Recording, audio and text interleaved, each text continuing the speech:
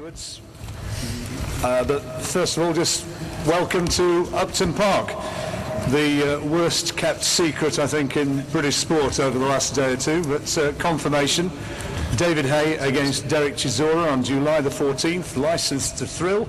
It's going to happen, and we're hoping that there will be some 35,000 fans here for what's going to be, I think, by some distance, the biggest fight promotion in the UK this year. Sponsored by the Sun and Rainham Steel, and we thank them very much for their support. We're confident there's going to be a crowd. The promotion is actually being put on by Box Nation in association with Team Sauerland and Haymaker. We had a great weekend for Box Nation with the Mayweather fight last weekend, and a terrific show from Germany as well. And to be able to announce this a matter of days later shows just how well the channel is going, and we're confident that it will be a tremendous success. The fighters are being licensed, as you've probably read, and it is correct, they're being licensed by the Luxembourg Federation. And before I throw it open to everybody just to say the questions, speak to the questions as you wish, I should introduce who's actually here. On the far end of the table to my left, Chris Mayer, representing Sauerland Events. Alongside him, Francis Warren, who is manager of Dereck Chisora, and then we've got Del Boy himself, and of course his manager, Frank Warren. On this side, on my far right, we've got Bruce Baker, who's chairman of the Professional Boxing Promoters Association, and his reason for being here is that he is representing the Luxembourg Federation, and he'll be able to explain to you exactly how all that works. Alongside him, of course, is David's trainer, Adam Booth, and the Haymaker himself, David Haye.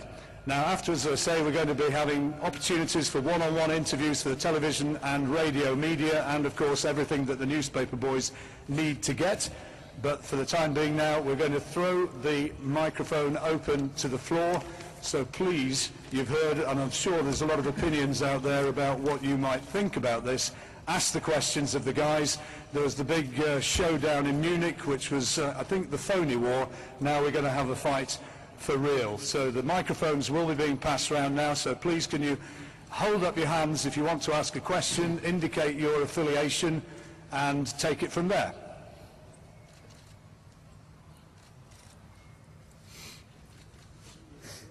Good afternoon, everyone. Good afternoon, Frank. Craig Slater, Sky Sports News. It is licensed to thrill, Frank, but there is some controversy about the licensing. I mean, you have been a pillar of British boxing. Is there any concern you're damaging the authority of another pillar, the Board of Control, by staging it in this way? No, first of all, I want to make it very clear. Dereck Chisora is not banned from boxing. His licence was withdrawn with an invitation to apply for a licence before the British Boxing Board of Control whenever he chose to do so. His appeal, he appealed against the ruling that the board made. That was supposed to be heard this month on the 14th of May. Unfortunately, the appeal has been put back till sometime in July, which will effectively mean that Dereck has been out the ring, could be out the ring for at least 6 months. If he was a footballer, that would equate to being out of action for 24 matches. Suarez, for his racist comments, was banned for 8 matches. John Terry's still playing for his alleged misdemeanors, and in fact this weekend Floyd Mayweather fought in the States, knowing that he was going to prison. The fight took place. It was the board's decision to do that. At the meeting it was said that he could apply not just to the board but anywhere to box, because that's his right to do so. Since his licence being withdrawn, he's lost half of the purse that he got for Klitschko in money being withheld by the WBC and legal fees, etc. I'm not being rude when I say this. He's a professional boxer. He has no qualifications, so he can. What's he supposed to do? Sign on?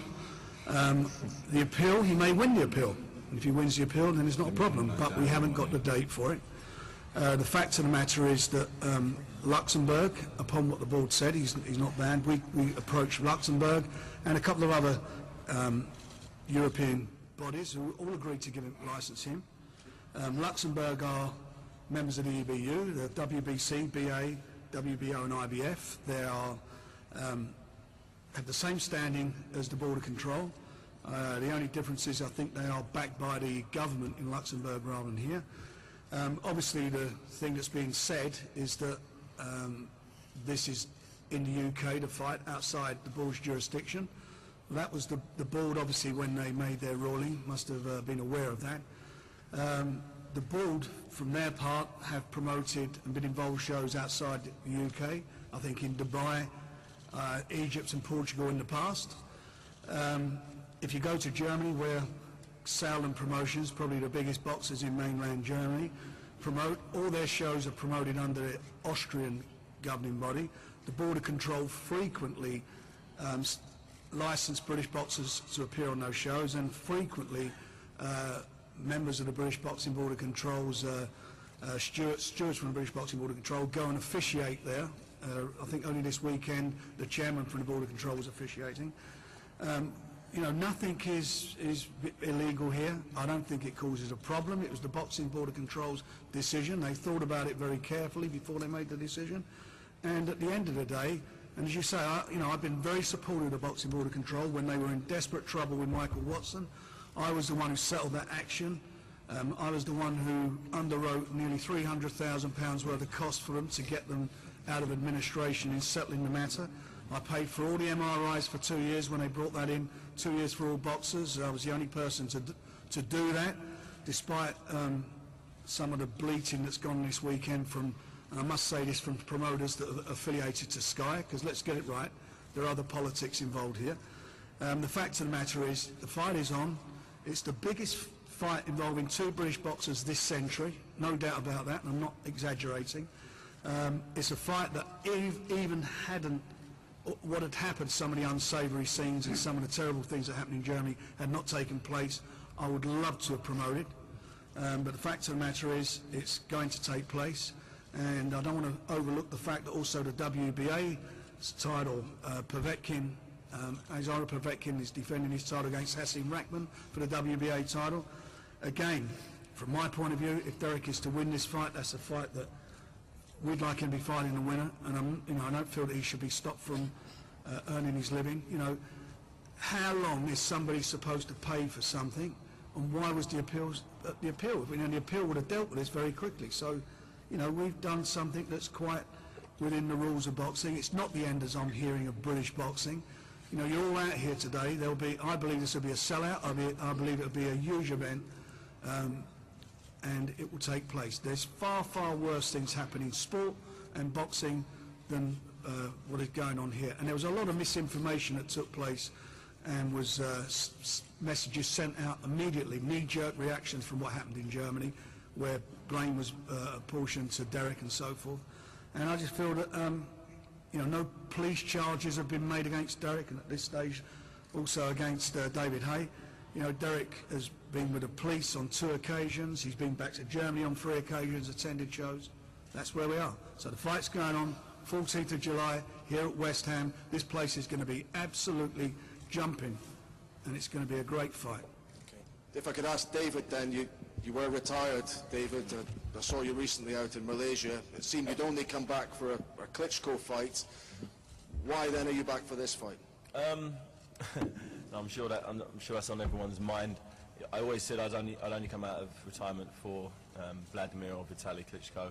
It was only up until very recently that the idea of fighting Dereck came into my mind. As far as I was concerned, me and Dereck settled our differences, you know, in Germany. You know, he said he was going to come down and give me 2 slaps and break my jaw. He got in my face and ended up on the floor. So as far as I was concerned, that was sorted out then. But slowly but surely, people keep coming up to me in the street, when you're going to fight Dereck, I'm like, I've already fought him, why do you want me to fight him again? Oh, you got to do it in the ring, do it officially this time.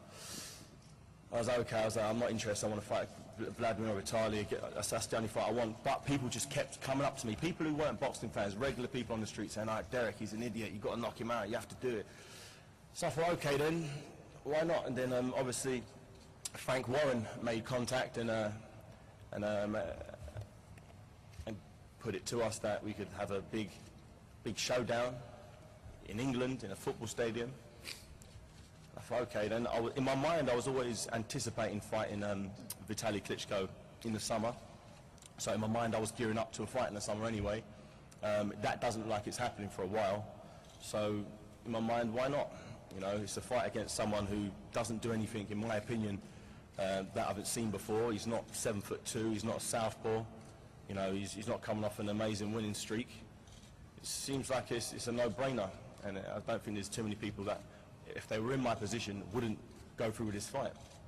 And I'm looking forward to it, because the guy said so many different things about me, that he's going to do this, he's going to do that.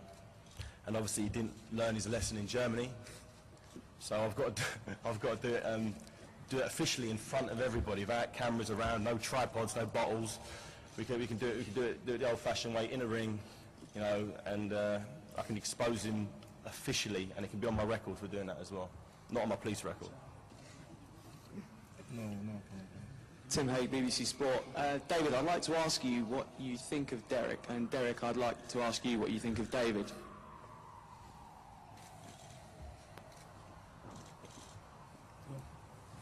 I probably think the same as what everybody else thinks of Dereck. He's an... I don't like him. There you go.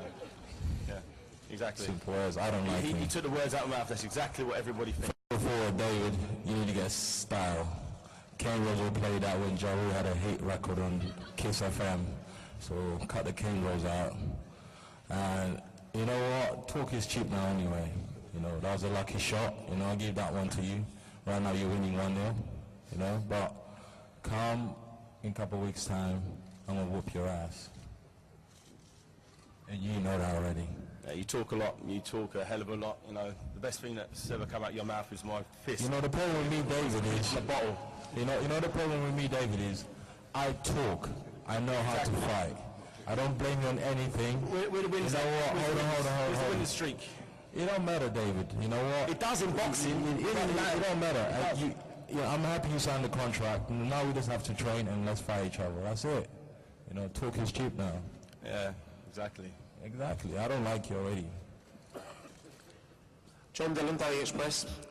David, your last two fights had massive build-ups and then were viewed largely by the public as disappointments. So why should it be any different this time? I think there's one big reason. My last two opponents were very defensive fighters, and I normally look better against, you know, pressure fighters, people who come forward, people who give me something to punch at, and that's exactly what this guy does. You know, if I could build a perfect opponent for myself, someone who makes me look $1 million, it'd be someone around 6'1", 6'2", someone a little plodder, you know, someone who doesn't punch that hard, he can tag but he can't punch that, not a one-punch knockout specialist, someone who doesn't do anything spectacular in any department, but is just good and durable and can take a punch. And that's exactly him. He is my ideal opponent. And I don't have to do anything technically for this fight. I don't have to work on anything in particular. I just got to be in shape, and I'm always in shape anyway. So when I'm saying this is going to be an exhibition, I'm going to break this guy down. But I'm so glad that he's got a good chin, because if he didn't, he'd get blasted out in the first round. But because he's got a decent chin, he can take a whack. He's going to get a nice, slow, concussive beating. And I think the fans... I think you all heard it all before, you know, David gives you all the big talk, you know, get in the ring, you don't deliver. It's all big talk anyway, so, you know what, David, you keep talking. The more you keep talking, the more you get me upset. And the more I get upset, the more I jump over this thing right now. I get knocked out again, eh? Yeah? We played that game before and you lost, don't you remember? Yeah, you lost. You was on the floor. Listen. You were unconscious for about 4 or 5 seconds. Can I tell you a story? You dropped to the floor. You got staggering around. He glassed me! What was that? You know, I saw David Haye a couple of weeks ago in London, and guess what he picked up? He picked up a knife. You know, and I told him put a knife. I was eating a steak. Yeah, you were eating a steak, yeah? Yes, I was eating a steak. Didn't you There was see that? nothing on the table. Was there anything on the table? Exactly. Because he knows what kind of man I am. What type of knife? Was it a knife that I was carrying on me, was it? I'm about, man. If you want to have it, we can have it now. No, you're not really. We've done this game already. You can't do it on the street. So let's do it in a boxing ring. When there's some rules, you can put some gloves on. You can rub up some Vaseline on your face. You can take a real beating. So I didn't get to finish you off like I wanted to, because all your people jumped all over me, who happened to get for a slap as well. So, You can only talk rubbish because the man is not here, but you know, you keep talking, it's fine. Oh yeah, he wants to fight me as well. I heard your coach, your delusional coach, he wants to fight me as well. This is the guy who's guiding you, a guy David, who you wants to fight me. the talk is done, it's fine. I'm not going to say Your anything, coach is David. saying he wants to fight me. You did think I want to fight David Haye, I'm going to kick his ass. Let's have some more questions. Simon Vigo from Channel That's 5. his team. Frank, you're obviously confident you're going to fill this place, so how much is this fight worth to the winner? A lot of money. I think it's not just about money. It's a bit more about this being the fight happening under controlled regulations, under the rules of boxing in the ring, and the best man will win on the night. And I think I'm sitting next to the best man who's going to win on the night. You know, the unfortunate, terrible things that happen in Germany overshadows Dereck's performance against Vitaly Klitschko. He had a fabulous fight. He was very you know, if he had a bit more experience, he maybe even made an upset on the night. Gave Klitschko his hardest fight since he fought Lennox Lewis, and in my opinion, I think he's going to really, really give David a lot of problems and a lot to think about. You know, styles make fights, and as David said, you know, he said something absolutely true there. He's got somebody who's going to come forward. That's what Dereck does. He does not take his foot off the gas. Go and ask Helenius that. You know, that terrible decision in Finland that he got for the European title against a guy who's now ranked #1 in the world. He won that fight. You know, that was unfortunate. But the bottom line is, he will come to fight, and we're going to find out on the night, on the 14th of July, here at West Ham, who is the best heavyweight in Britain. Frank, Tim Franks from BBC News. You've marshalled all your arguments and you say this is the biggest British fight of the century.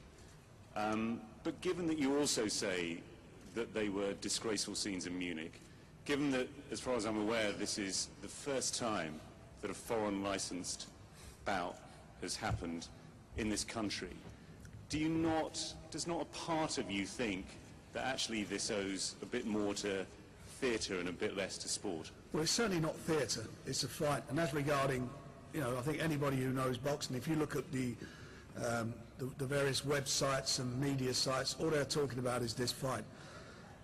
You know, we can all sit here and decide what we're doing, whether we feel right about what we're doing or not. You know, the BBC has showed the Formula 1 from Bahrain, 50 people dead, somebody died on the day of the show. They're going to be in Ukraine covering the Euros. You know, that sits well with them. This fight sits well with me. I've not got a problem. Frank, Adam, clearly there's a lot of animosity between the two men. How do you propose to prevent what happened in Munich happening?